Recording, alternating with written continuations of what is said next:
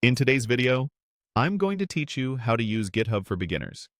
We'll start right from the homepage and go all the way to creating your first repository with clear explanations so you know exactly what each click means. First, open your browser and go to github.com. On the top right, click Sign In. To make things quick, choose Continue with Google. If you're prompted, enter your Google details and then select your account from the chooser to complete sign-in. After a moment, you'll land back on GitHub. You may see a prompt or banner about agent mode. Go ahead and open it so you can see what it offers. Then acknowledge any tips by clicking Got It. GitHub occasionally shows helpful onboarding hints like this, and they're safe to dismiss once you've read them. On your homepage, look for the Top Repositories section.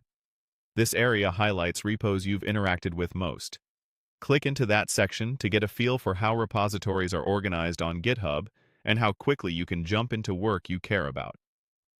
Now let's create a new repository. Find the New button near your repositories list and click it.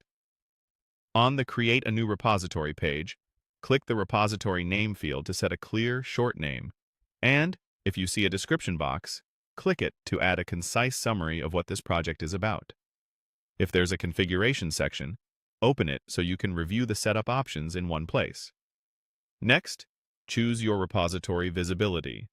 Public repos are visible to everyone and great for open source or portfolios, while private limits access to you and collaborators you invite.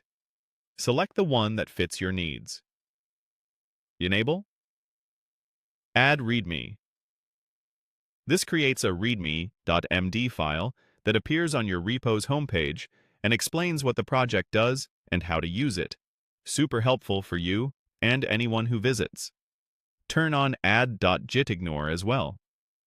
A .gitignore tells Git which files not to track, like build artifacts or local environment files. If there's a link that explains ignoring files, feel free to open it for a quick refresher. Add a license so others know how they're allowed to use your code.